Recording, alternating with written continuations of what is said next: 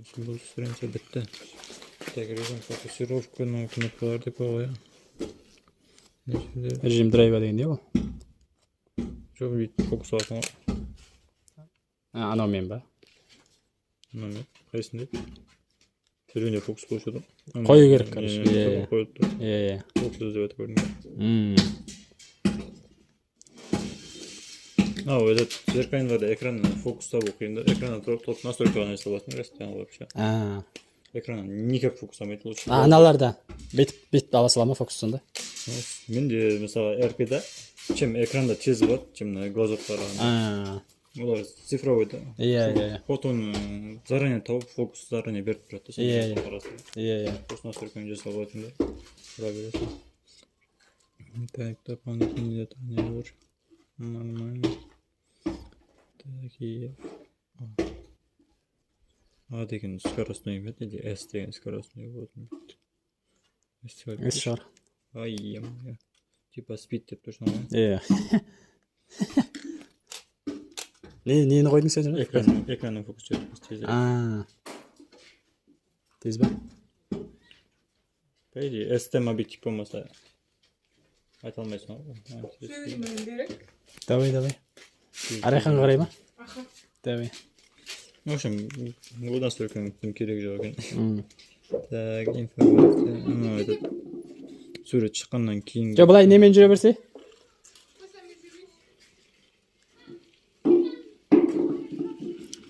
Так, Кнопки AF камера. фиксирование. Фиксирование, да? Сетке бірден қойып қойсаң болады. Ортаңғы кнопка. Қандай қойсын? Обычно. Мыналарды ма? Баланс белый. Видоискатель. Обычно не қояды оған? Обычно мен баланс қоям. Баланс белый, да? Соны қоя сал. Сразу. Ауыстыра саласың да ше? Иә. Киломен не көрді. Тағы не береді. Баланс делай қойылды. ISO мында тұр. Автофокус. Драйв. Драйв не еді. Драйв деген ол жаңағы бағанағы емес па? Жоқ, жанында ғой. Не знаю, сен көзің минус па, иә? Шындай. Минус па? Көзің минус па? Өткенде тұрсын ба шықла берді. Көзің минус па десең де қоя. Минус айналдырып тастадым. Қандай бар осы пайдасы тимеген өзі? Драйвтың ба? Жоқ, маған. Оған по идее кірмейсің ғой, мен өзім кірмеймін. Драйв деген серийный фото. Соған ба? Соны. Жоқ, ана неге оны ваншотқа қоймай ма? Один кадр. Ваншотта түсірген дұрыс. Иә. Серийныймен жұмыс істемейсің ғой. Иә. Мына жерде этот полный качество үшін оған қоясың ғой. Сол дұрыс па? Анау үшін ананы дендей. Бесіншіде кішкене более точка көбейеді да, бірақ краска азайып кетеді. Анаған қойған дұрыс. Раудың керек жоқ, Мен M-рауда түсіремін. Екіншісімен ба? Мынау қатты нагрузка қояды. M-рауда түсіремін, либо S-рауда түсіремін. Рау деген ана бояйтын емес па? Типа анау Цвет бересің. ISO вытяжка барлығы сырой болып тұрады да, өзің бересің. Как обычный фотонда боясаң болады өйтіп, бірақ рауда более возможно болады. Әдем береді. Мысалы, қап-қараңғы суретті сен теңді ашпасаң ISO тартылады ғой. Теңді ашпасаң кезде шап-шап болып кетуі мүмкін. Түсінікті. Сосын 2000-ді мен 250-ді сол дұрыс негіз. Фотоға 2-ді арзан 24 мегапиксель жүреді, 18. Мынада 18 да? 2000-дің 170 теңге тұрады екен ол, иә. Бірақ не ISO 3200 ба максимум сондай. Мықты бере ма свет та? Жоқ. Мысалы сенде қазір 6400-ге барып тұр ғой. Ода 3200-ден қайтады. Иә. И так 250-ден 2500-ден астырмайсың ғой. Иә. Ода даже 1600-ден астырмайсың. Бұлардың минусы точкасыз. 9 точкамен жұмыс істейсің. Ана не алып фокус алатын ба? Иә. Менде RP-да 2400. Точка ма? Ебать. 2400. Любой жерді алып көтереді дейсің ғой. Басасың так чик-чик. Экранның жұмыс істейтін содан ғой. 2444 точка. Мысалы, Маркта да более быстро жүреді ше. Типа студияға бар, мысалы репортаж түсірген кезде жырық кете бересің. RP-да түсіре бересің. Маркта да слабый. Бірақ мынаған қарағанда более быстро жүреді, потому что 60 точкаға дейін көтеруге болады ғой. Сосын по возможности RP, қазір R100 дегенде бір арзан фигня тұрады, 260 мың ба, 280 мың ба, оларда сондай 1800.com, 1600.com жүреді. базар. Сосын мына жерде не Қайсына қойған дұрыс? Стандарт қойған дұрыс қой? Пейзаж бейлі. если раумен түсіретін болсаң стандарт қоясың. Былай өзің не қылатын соң пейзаж. Пайда бар мынаның барлығы ше фигня зат, потому что если сен раумен түсіретін болсаң, бүкіл настройканы қайтадан істей аласың ғой. Жоқ, раумен түсіреміз ғой. Насыщитель өйтіп қатты көбейіп. Цветовой тон. Тон деген былай қарап фиолетовый, былай қарап зеленый болады ғой. Контрастность, если студияның адамның макияждары темный адамдарға всегда осындай түсіріп қоямын ғой мен. Бір екіге қойып қоямын. Нелерде ше, тойханаларда? Тойханаларда всегда өшіп қоймын өзім. Вспышкамен жұмыс істеген кезде оңай, бетіне пересет қатты кетпейді да. Иә. Көтерген сайын пересет көп кетеді, потому что не цвет қою болады да. Қою жерлер ше, көлеңке жерлер. Мына жерде ашатына көреді. Өзінің вспышканың жарығының өзі адам бетіне қою болып бармайды да сол кезде. Так, сосын тағы не бар? Баланс белый. Осыған керек емес, по идее ше. Сразу 3 фото түсіретін ғой. Керек емес. Баланс белыйды қалай қойған дұрыс? Баланс белый? Былай өзің әдемілікке қарап қоя бересің бе, или қалай? Қара, кейбір залдардан да болады, температура неясный болып тұрады да. Сол кезде өзің цветін жасап аласың. Иә. Либо авто қоясың. Вспышкамен жүретін болсаң, по идее өзің цветін жасаған дұрыс, потому что вспышка более холодный береді, либо более теплый береді. Стенаның жарығына, стенаның цветіне байланысты ше. Иә. Сол кезде мысалы тойханаларда примерно қанша қойған дұрыс?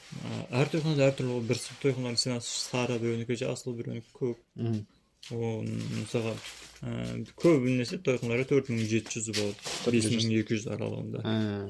Стандартный цвет қой. Бірақ қалада элиталардың көбісінде 5500. Потому что вспышканың холодный беретіні бар, ол жақтың өзінің залының теплый бар.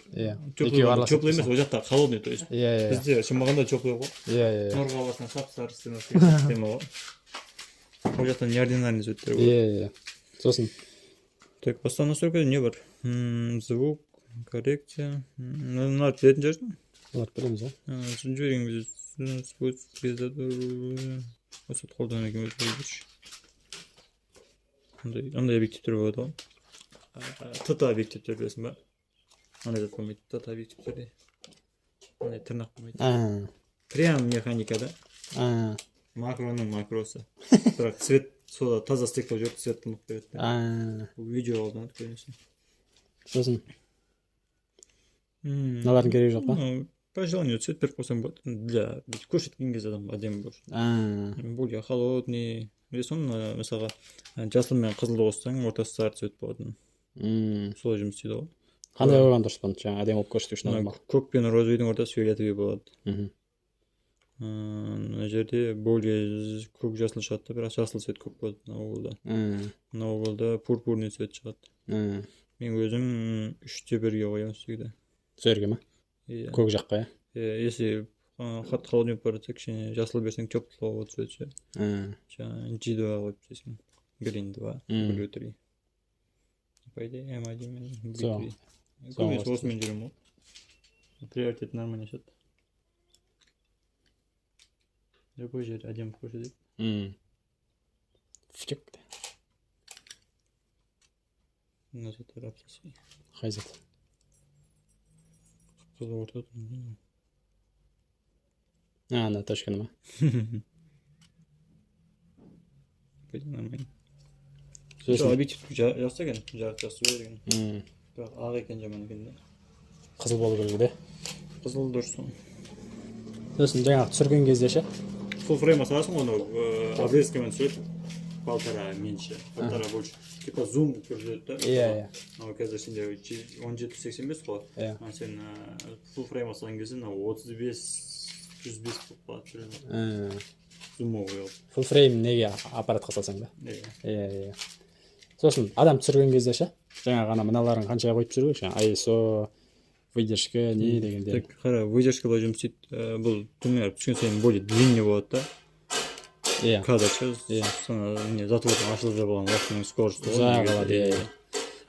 көтерген сайын резкий болады. Иә. Если вспышкамен жүретін болсаң, 125-тен төменіріп түсірмей қойды, движение адамдарды. Если тұрып түсіретін адамдар кезде тұрып түсіретін болса, 180-ге түсірсең болады. Сосын өзінікін поводомерсі қолданба, дополнительный вспышка болса. Өзін қолдансаң не болады? Өзінікі прям көзге ұрады, көздер жылтырап кетеді. Негізі былай түсіретін болсаң, табиғатта, анда-мында 120-да, если студияда отырса, студияны сөйтіп өтіп жүрсің, выдержка 160, 125. Одан кетер жүрсің, студияда жарты импульсный ғой. Либо қара, либо ұрып кете береді. Сосын ISO. ISO ол по желанию. Бірінші выдержканы сөйтіп аласың.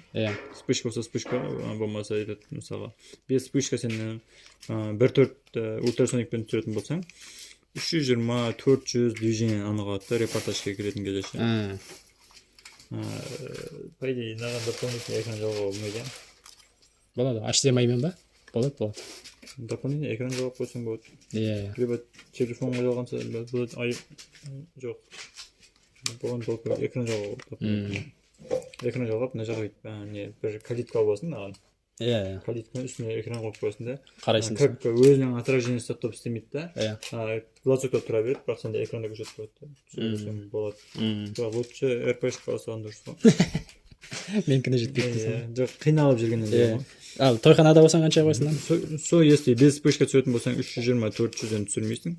Потому что движение алу керек қой, билеп атқан. Вспышкамен болса 100 қанша еді? Если 1.4 алатын болсаң, 1.4-кен түседі, ол кезде любой жарықты бере бересің. Бірақ зеркальныйларда 1.4-тің бір жаман жері, если қатты көрінетін болсаң, мұрындау фокус көзге бармай қалады. Сол үшін кішкене алыстау, и 1.4 диафрагма 1.4 болғанмен 2.5 дейін қойып қоя бересің ғой. Соған қойып түсіре бересің да? Бірақ ол мынаны бұраған кезде ауысып кетеді ме сол диафрагма? Жоқ, мен полтинник дедім, полтинниктерді. 1.4 ультрасоник полтинник бар ғой, сондай боласың да. Жоқ, мынаны айта бер ғой, 1.4 не керек бер. Сен негізі фото мен видеоны бірге түсіресің ғой, Жоқ, фото ғана. Жоқ, жалпы деймін да, негізі. Видео камераң болады? Қасына фотоаппараттан шықты. Онда? Осы? Вспышканы қосып қойсың? Ана терезен, мына жақта. 1600, 2000 сондайға настройдесің да? Бір настройде боласың. ISO-ны? Вспышканы жағын мынаумен көтеріп түсіресің ғой. Если пересет болса, осымен пересет болса түсіресің. Маласет болса көтересің ғой. Сосын, так. Мынаны да ауыстырасың дедің, Бұны 5 сәлтті тұра берсін. Тұра берсін ба? Потому что бірде былай жоқ болса, цвет әртүрлі болады. Бірақ негізі зум былай до конца жабылған кезде более яркий болып түсіреді. Как сюда. Ашылған кезде более темный болады. Страницаның ішіндегі цвет кететін объем қысылып. 5-6 дұрыстасың ғой, Так, сосын? Басла. Төрт баса керек ештеңе жоқ. Счет аутсерво никак қоймай. Айсерво. Ол не керек ол айсерво? Фокус алмаса түсіре береді. Фокусты іздейсің бірінші. Одан кейін бір түсіресің ғой. Алмаса түсіре береді. Сондай режим ғой. Ол андай табиғат сондай түсіреді емес па? Жоқ, жаңа тіпті объектив дедім ғой. Сондай да түсіреді ғой. Тырнағы жоқ қой. Тырнақты жұмысқа қоспайды да. Не вот. И соусты. Жопсарынан. Ол не болады сор. Мен не де айырамай дедім ғой. Шашып қалған шығар. Қалай жарайды ол? Шашып қалады ғой. Болды, басқана түсір екен емес қой. Сен флешканы ютуб емес па? Флешка простой, Қандай флешка салу керек? 5-6 фотодан кейін. Минимум 90 керек қой. Нада қанша? Нада 16 сияқты ғой. 5-6 фото қандай қалса. 90 екен? 90 ба? 90 болып түсіп тұрған жоқ. 5-6 фотоға шашып қойған болса.